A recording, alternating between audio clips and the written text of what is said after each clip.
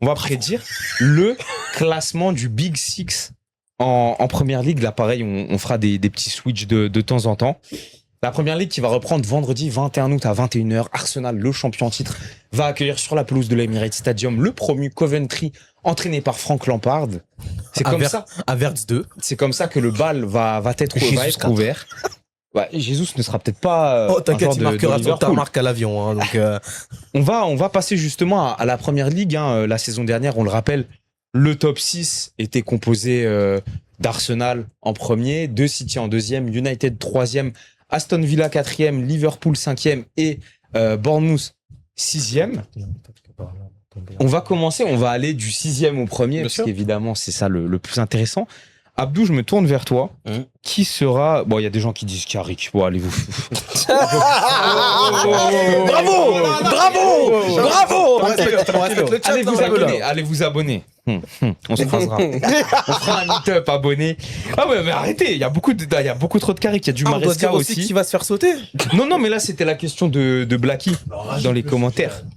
On va rajouter le sujet. On rajoute le sujet qui saute avant l'hiver. Vas-y. Qui saute avant l'hiver, bon, on le fera. Qui saute avant l'hiver. On le fera à la fin de l'émission. Manchester. Hein. C'est pas faux. Lequel, je sais pas.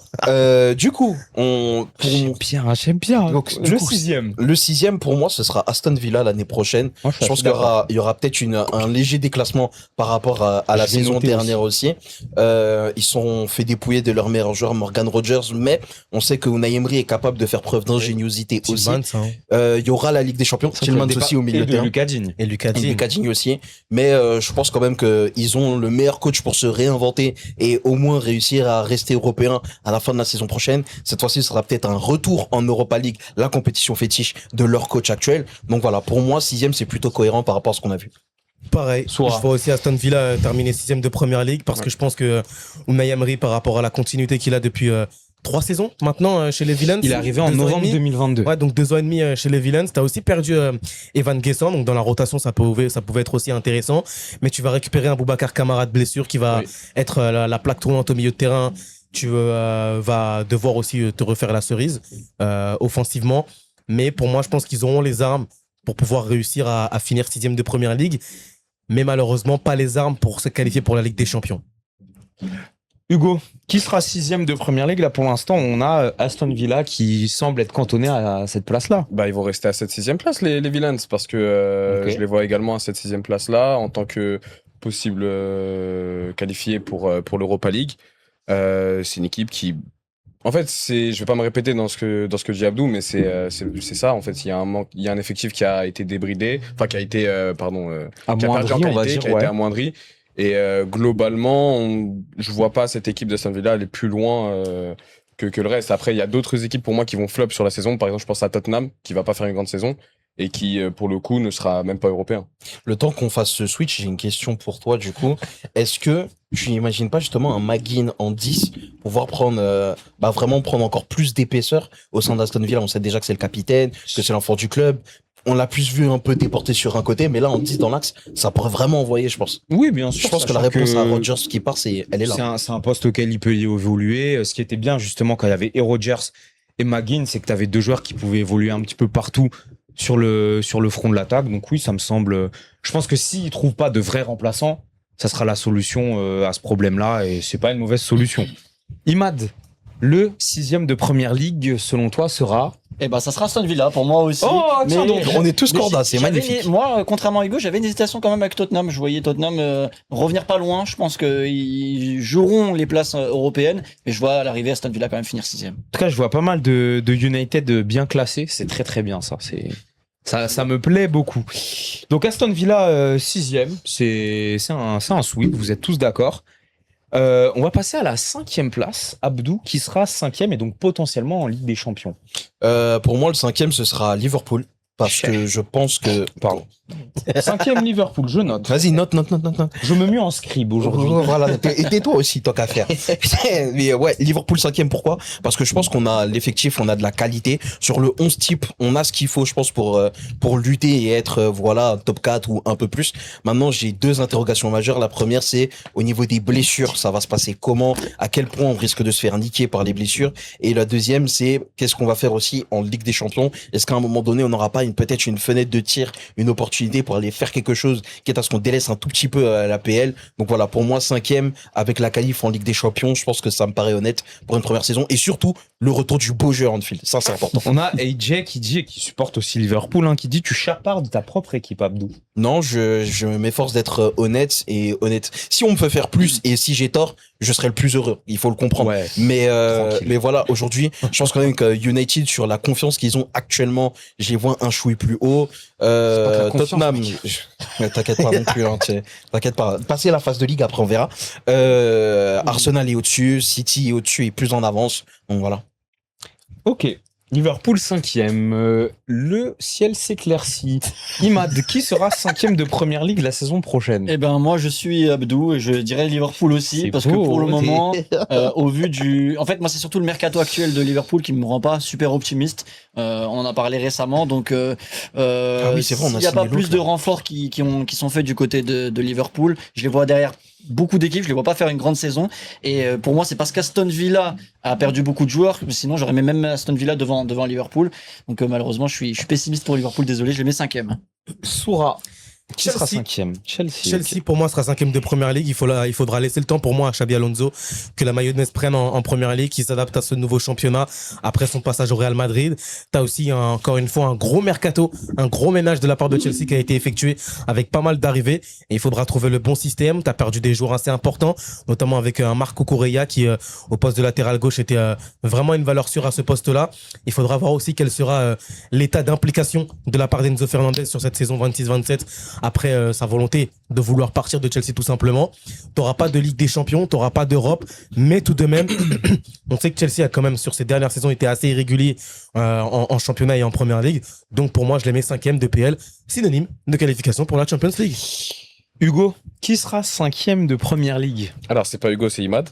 Premièrement. Ah ouais, c'est vrai, pardon. Quand même, là. Voilà, Ouais, faut vrai. excuse-moi. Il y a entraînement après, du coup. Il y a tout ce que tu veux après.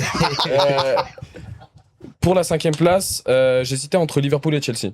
Et je pense que je vais pencher du côté de Liverpool parce qu'il y a encore beaucoup de manques quand on voit le mercato actuel. La charnière centrale m'inquiète. Après, il y a quelques motifs d'espoir. C'est pour ça que je vois cette équipe de Liverpool être quand même européenne, c'est-à-dire jouer la Ligue des Champions, parce que tu vas pouvoir enfin compter sur un Isaac qui va faire par la suite une saison pleine.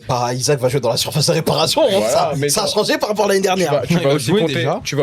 il va jouer. Tu vas compter sur un Wirtz qui, pour moi, va faire une très grosse saison avec Liverpool. D'accord. Donc, t'as quand même des motifs d'espoir par rapport au mercato de la saison passée, mais je les vois quand même 5e. T'as des équipes qui sont au-dessus de Liverpool, mais 5e, c'est déjà pas mal pour une équipe qui est en transition, pour une réelle transition avec Herrera. Ah oui, ouais. On a Blacky qui nous dit attention au Crystal Palace de Pierre Sage. On nous parle de Bournemouth aussi. Effectivement, Bosco qui dit qu'on est dur avec Liverpool. C'est pas de la dureté, c'est de la justesse. Pour moi, c'est un jugement tout à fait objectif. N'écoutez pas ce Et mancunien. vous êtes encore Pitié. assez indulgent. On va passer au 4e. Le Big Four. Qui complétera le Big Four, justement? Abdou. On sait que Liverpool, a priori, d'après les dires de Foot Central, n'y sera pas.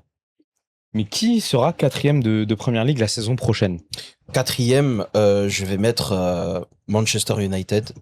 Pourquoi? Parce que Manchester J'en ai entendu des inepties dans ma vie. Je te taquine, je te Attends, taquine. je sais. Pourquoi? Parce que je demande à voir ce que United peut proposer avec plus de 40 matchs dans une saison. Ça peut avoir son importance. Ça peut jouer aussi. Est-ce que United saura passer la phase de Ligue en Ligue des Champions? Oui, concilier plusieurs C'est ça. tableaux. Concilier plusieurs tableaux aussi. Est-ce que Carrick va passer l'hiver? Est-ce que la FA va plus favoriser Arsenal parce que c'est leur chouchou en ce moment? Voilà. C'est des questions qui se posent. Non, mais pour Enlève moi, ça tes lunettes. commençait bien. C'est- Enlève tes lunettes. J'ai mis mes lunettes. Non, Tu enlève vois tes plus mes lunettes. yeux. Non, enlève tes lunettes. Non, plus sérieusement, je pense que United, le facteur coupe européenne et aussi le fait de faire largement mieux que la saison passée dans les coupes aussi, c'est peut-être un facteur qu'il faudra prendre en compte. Certes, ils ont de la profondeur, surtout au milieu de terrain, mais est-ce que qualitativement, il y a de la profondeur? Ça, c'est un autre débat, c'est une autre question. Et à mon avis, c'est là où ça va pêcher pour Manchester United. Hugo, qui sera 4e de Première Ligue selon toi? Je l'ai évoqué, j'hésitais entre Liverpool et Chelsea pour la 5e place. Étant donné que j'ai mis Liverpool 5e, ce sera Chelsea 4e. Pour moi, ça va être une très bonne saison de la part de Chelsea en termes de transition avec un Xabi Alonso qui va mettre les pieds dans le plat en première ligue et qui va faire du très bon travail. Moi, j'ai confiance en cet entraîneur-là, même si son passage au Real Madrid n'a pas été du tout bon parce qu'il y avait des questions d'ego. Moi, je reste optimiste avec l'entraîneur qu'il est, ce qu'il a pu proposer. Quand on voit justement les matchs amicaux, les matchs de pré-saison, on peut avoir quelques motifs d'espoir. Moi, je vois en tout cas dans cette équipe de Chelsea une équipe qui va faire quelques surprises. Et au-delà même d'être une équipe qui va être quatrième quand même dans ce championnat qu'est la Première Ligue, ça va être une équipe appréciable. Enfin oui, on va apprécier de regarder cette équipe. On va vraiment apprécier le jeu proposé par Xabi Alonso. On va opérer au petit switch et on va entendre Soura justement pendant ce temps. Tu nous as dit Chelsea 5e. Ouais. Du coup, mais qui sera 4e? Liverpool, pour moi, la venue d'Andoni Iraola va permettre aux Reds d'accrocher le top 4 de Première Ligue par rapport à ce qu'il va apporter dans le jeu et la transition qu'il va faire dans le jeu par rapport à Arne Slot. Mais au moins, il y a encore beaucoup trop de manque dans cette équipe de Liverpool. Mohamed Salah n'a toujours pas été remplacé. Tu n'as pas de numéro 6. Quid de l'avenir aussi d'Alexis McAllister chez les Reds? Qu'est-ce que tu vas faire de Bradley Barcola ou non? Et si tu le recrutes, qui sera l'ailier droit titulaire au sein de cette équipe-là? Tu as aussi pas mal d'interrogations. Ça sera une saison importante pour Florian Wirtz et Alexander Isak.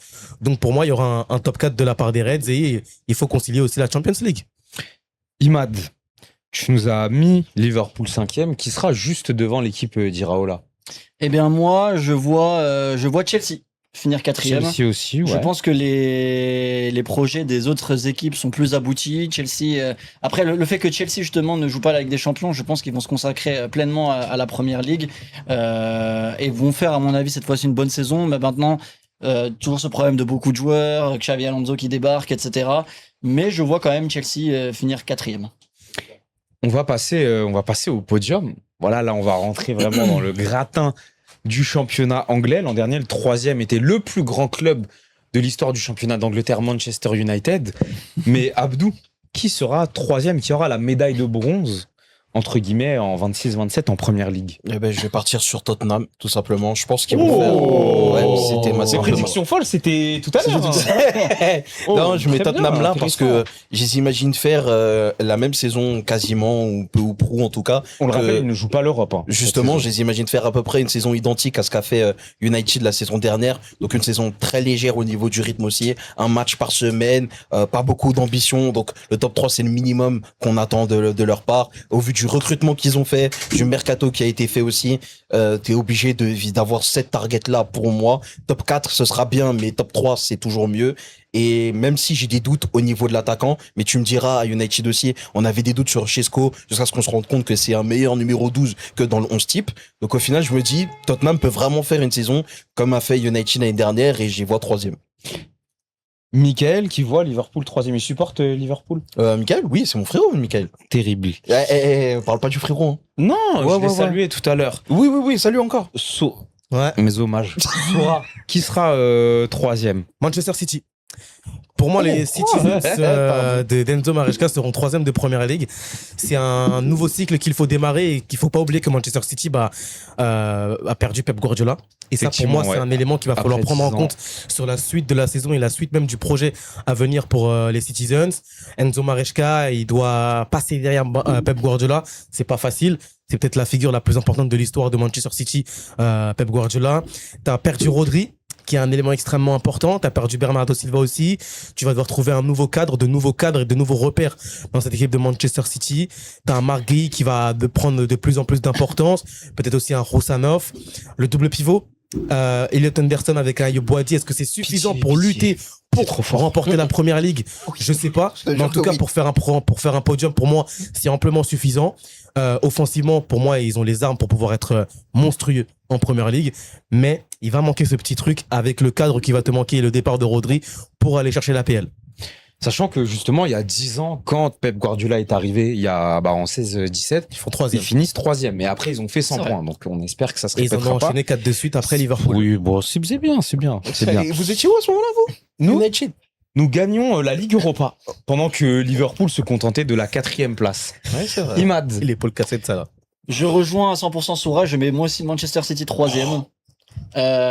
Pour exactement les mêmes arguments, il a dit tout ce que je pensais, c'est-à-dire fin de cycle, tu en démarres un nouveau, tu perds beaucoup de... En fait, si on imagine, moi je me suis posé quand j'ai fait mon top et je me suis dit, habituellement, je mets City deuxième parce que City va jouer le titre comme d'habitude. Mais en fait, c'est juste le nom City. Maintenant, c'est une équipe qui a changé. T'as plus le même coach. Tu perds ton meilleur milieu de terrain, voire ton meilleur joueur. Tu perds Bernardo Silva qui était là depuis plusieurs saisons. Donc, il va falloir, à mon avis. Sur le papier, City va quand même jouer le titre. Je pense que ça va être une course au titre à 3. Mais je pense que, comme c'est une fin de cycle et qu'il y a une autre équipe dont je vais parler après qui commence à monter progressivement, je mettrai Manchester City 3e. On va avoir recours au switch pour savoir qui est le 3e pour Hugo. Ça dit quoi dans les En tout commentaires cas, j'aime bien, ouais, ça dit Tottenham qui va être J'aime beaucoup ce que t'as dit, Michael. 3 LDC, vous faites les grands. j'ai dit en Angleterre. J'ai dit en Angleterre. T'as mis United 4e, toi? Regarde le PSG dans ton rétro, mon pote. Ouais, C'est on tout ce qu'il y a à dire. arrive. C'est la 3e Ligue des Champions qui sera du PSG. Arrive tout de suite, fais très attention, Timothée. Vraiment pas. Ah, vraiment pas. Très attention, Timothée. Hein? Très On arrive, attention. mec. Ok, les gars. Mais justement, qui sera 3e? Le pire cauchemar. Est-ce que t'as donné ton 4e, Hugo? Oui, j'avais donné, c'était Chelsea. C'est bien, t'écoutes. Tu ne m'écoutes pas. Non, c'est mais très justement, important. c'est Vous parce qu'il y a voyez eu comment switch. c'est foot central, on ne m'écoute pas. Qui sera, Oui, c'est vrai, je chie qui sur sera tout le monde. 3e? Sur moi surtout. Enfin bref. Oh non, arrête, je suis Non, le 3e pour moi, ça restera Manchester United. Manchester United parce qu'ils vont consolider cette 3e place comme l'année dernière. Ça va être une équipe qui va devoir gérer la Ligue des Champions et la Première Ligue. C'est différent de l'année précédente où justement t'étais dans le même cas que Chelsea ou Tottenham cette saison. C'est quand même un motif d'espoir quand même de finir 3e de ce championnat-là.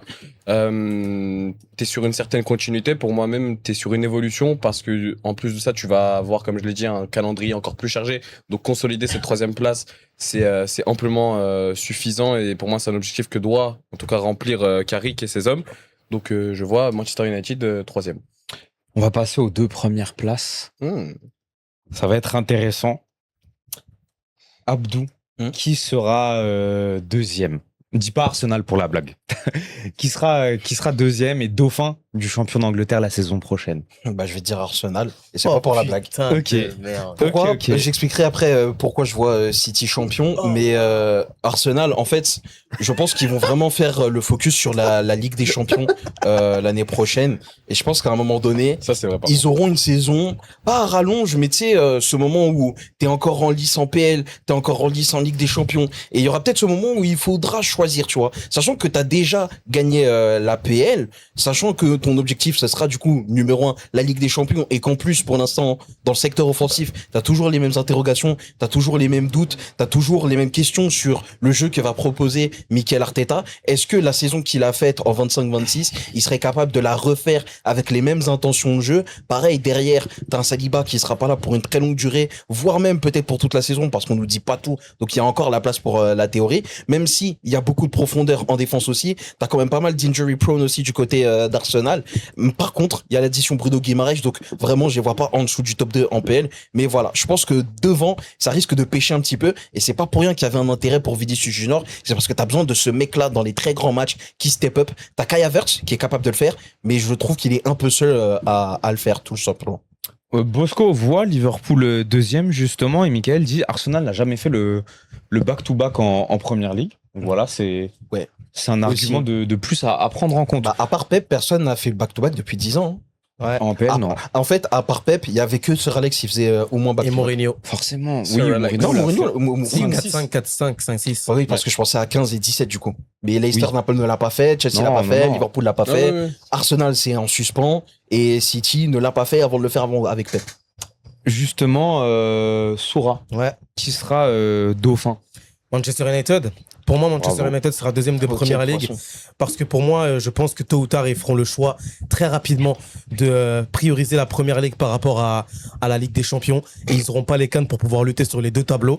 Et je pense que l'objectif pour Manchester United est de redevenir un concurrent sérieux et un prétendant sérieux à la Première Ligue dans les 2-3 années à venir. Tu as fait un mercato sur les 2 dernières saisons très cohérent où tu prends des joueurs qui sont prêts à jouer en Première Ligue, à être compétitifs en Première Ligue et à te permettre d'atteindre tes objectifs en Première Ligue. Et pour moi, aujourd'hui, je pense que l'une des meilleures additions qu'a pu faire Manchester United dans l'optique d'évoluer, c'est tout simplement la conservation et l'officialisation et l'intronisation de Michael Carrick en tant que technicien et entraîneur de Manchester United. Parce que pour la simple et bonne raison, c'est que depuis Sir Alex, tu n'as eu aucun entraîneur qui ne connaissait aussi bien le contexte de Manchester United, qui l'a vécu de l'intérieur, que ce soit les bonnes choses, Ligue des Champions, Première Ligue, et les mauvaises choses, le trou noir, le puits, le désert, l'enfer, bref, les portes d'Hadès. Donc pour moi, Manchester United réussira à faire deuxième de Première Ligue, car ils se feront éliminer en huitième de finale de Ligue des Champions. Viré au Boxing Day. Oui, ça doit être ça. On verra. Très très rapidement, les amis, vous avez vu le commentaire de Foot Central. Likez, les amis, on est plus de 160 en live, il y a que 38 likes. Ça, c'est pas possible. On like, on s'abonne, on partage, on donne de la force au projet. On n'hésite pas, voilà, à continuer à réagir en commentaire comme vous le faites. Hugo, qui sera deuxième? Manchester City. Manchester City sera deuxième de ce championnat d'Angleterre pour la saison 26-27. J'ai compté, par exemple, dans mes prédictions, j'ai parlé d'un Cherki qui allait faire une grosse saison. Au-delà même de l'aspect tactique où Maresca, pour moi, va faire du très bon travail parce qu'on le sait déjà, voilà, Chelsea, il a fait quand même quelques bons boulots. Individuellement, il va pouvoir compter sur des joueurs qui seront encore plus forts qu'il n'a eu à Chelsea. Au-delà même d'un Cherki, il aura Semenyo, il aura justement un milieu de terrain avec possiblement Anderson et Boadi qui, pour moi, c'est un kiff. Je pense sincèrement que City, ça va être l'une des équipes à regarder, ne serait-ce même qu'en termes de contenu avec Chelsea la saison qui va venir. Donc il y a quand même une expérience du côté de City, qu'on le veuille ou non, même si tu as perdu Bernardo Silva, même si tu as perdu Rodri, il y a une expérience à être minimum dans ce podium-là. Et je vois en tout cas dans cette équipe de City une équipe qui va montrer que l'après-Pep n'est pas un problème en réalité. On va faire le petit switch justement. Donc pour l'instant, ça donne Abdou qui voit Arsenal deuxième, Soura qui voit United deuxième et Hugo qui voit Manchester City deuxième. Pour l'instant, c'est que des deuxièmes différents.